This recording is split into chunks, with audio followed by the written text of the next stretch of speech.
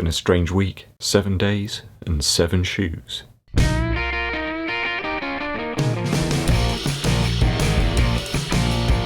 Hey cats, EDDBUD here. Over the last week I've really mixed up the shoe rotation, probably more than ever. 7 different shoes over 7 different days. Why? Why not? A quick breakdown now of each session and why I chose each shoe. Monday first. It was time to give the Reebok Run Fast 3 another chance to shine. A quick blast of 5 miles, 8 kilometres in some very wet and windy weather here in the southwest UK. Tempo pace for me around about 7 minutes 30 seconds per mile, so that's 4 minutes 40 per kilometre. I think for me that's the ideal pace for this midsole material here in the Run Fast 3. The lighter and nimble nature of the Run Fast 3 seems to sit right in the correct tempo area for me. It's just in that bracket. Typically I'd extend that session out to about 7 or 8 miles, but with education back to a remote setting, a lunch blast was all I had time for. I've got to say that the Run Fast 3 is vastly better in terms of lockdown once you've switched out those awful laces that they come with. I put the laces from my SL20s in there and the shoe performed in a much more similar way to the previous iteration. So that'll be my top tip if you pick up a pair of the Reebok Floatride Run Fast 3.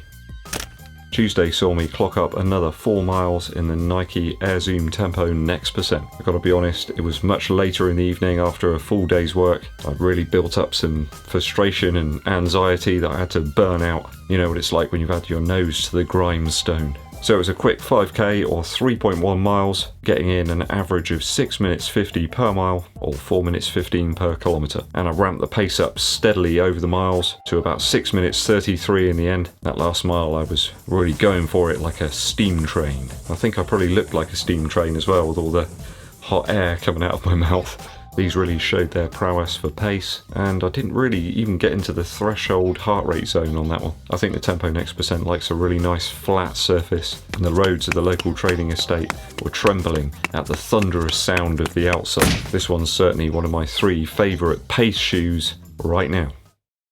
On Wednesday I tested out the second of my favourite pace shoes, the Hoka One Rocket X. I really love the wonderful underfoot foam in this shoe. That ProFly X material is just tasty. Ideal for tempo pace, and I racked up another 7 miles in this one at round about 7 minutes 28 seconds per mile, which is 4 minutes 38 seconds per kilometre. I found that these fare much better for me if I use a thicker sock. It just seems to fill out the upper a little bit better, and I think that Hoka have got the rubber outsole section just right this time. It's an engaging outsole traction triumph. I'd say this one's a great shoe, and certainly comparable to the Tempo Next Percent from Nike. Comes in a little cheaper too. One thing I have found this week though is that a chest heart rate strap really is required. I've had all sorts of problems with various different sensors. It's just too cold for them. Though I'm really loving this shoe now, it makes me wonder whether I need to really bother to test out the Hoka One Carbon X2. Do I need to bother? Thursday saw some really cold conditions, and it was time to break out the Innovate Terra Ultra G270s once again. Don't worry guys, I haven't been arrested. I've been testing out this technology from Nerve. I'll be reviewing that very soon. As you can see, these took a bit of a pounding the other day. A 7 mile effort, roughly 11.27 kilometres, around the local Riverwalk trail, which was very, very icy. I think this is a phenomenal road to trail based shoe. I can't see why anyone would bother to go for another commuter shoe when you've got this available. It was solid on the icy pavements and fantastic on those mud forest paths. Really wasn't too worried about the pace on this one. It was just about getting out there in some very, very cold conditions. Get some miles under my belt, that's all I was thinking about. And, of course, with the addition of some beautiful peace and quiet. I do find it easier to increase the cadence in the G270. That 0 drop certainly is beneficial in that sense. Gets you thinking about your stride, your foot strike, but still with that lovely cushion underfoot. I urge you to try out this fantastic shoe pronto. Friday was a really tough day, mentally and physically, and I was really glad the work week was over. One for the true enthusiasts, a 3.1 mile run at 10:43 on a Friday evening. Super easy effort there, keeping the heart rate to an average of 128 beats per minute. Not a soul around in the black, bleak Friday darkness. The Nike React Infinity Run Flyknit 2 was perfect for that run. Perfect. I just needed some dependable performance where I just put the shoe on, laced it up and got out there. I just didn't need to think about it. That's what this shoe is for me. It just makes running very easy. It takes away a lot of the indecision about what you're going to wear. You can just put this on, you know it will perform. I gotta say guys, it was chilly to say the least. And the Christmas jumper and marshmallow midsole certainly delivered for me in the comfort stakes.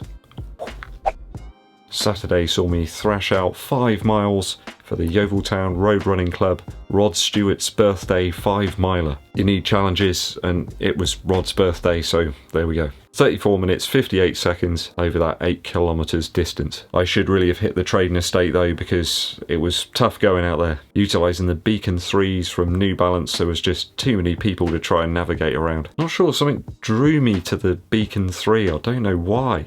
Haven't used this shoe for ages, but thought I'd pull it out and see what it could do.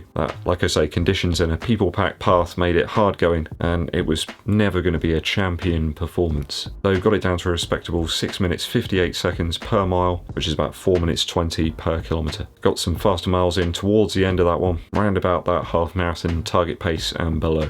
Again, the Beacon performed much better with a thicker sock, and it alleviated some of the rubbing that I found in the collar when I'd used the shoe before. Certainly capable in the pace department, this one, and a run to change my opinion of the shoe, quite drastically actually. Last but not least, the Reebok Symmetros on the Sunday run today, 10.5 miles or 16.9 kilometres. Felt great and a nice sustainable pace today. That's pretty much all I had left. Easier effort of around about 8 minutes 7 seconds per mile average. Keeping the heart rate aerobic though. Today was more about judging it by effort though, because yet again the heart rate sensors were just all over the place. So just trying to do it by effort and pace really, not working myself too hard. Another shoe where I switched out the laces here.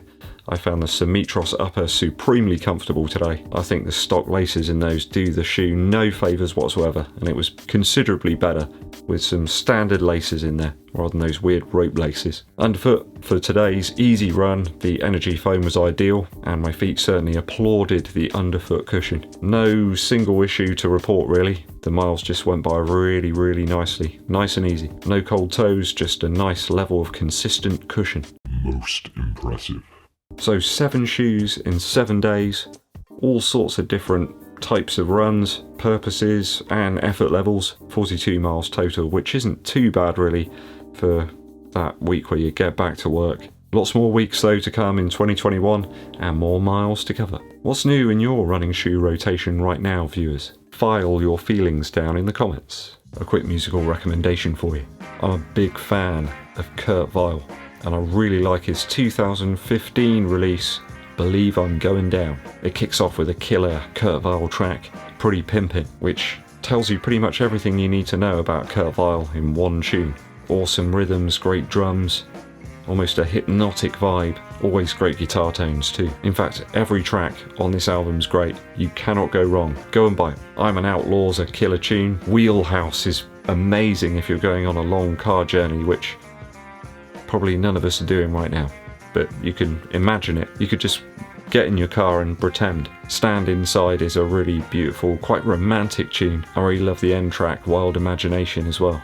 This album has everything that you need to know about Kurt Vile. Go and check it out. Believe I'm Going Down by Kurt Vile. Okay, that's about all for me for today guys. Thanks for tuning in till the very end. If you haven't done so already, make sure to hit that subscribe button.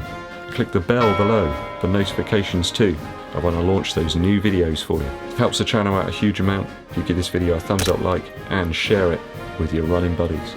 My name's EDDBUD and I'll be seeing you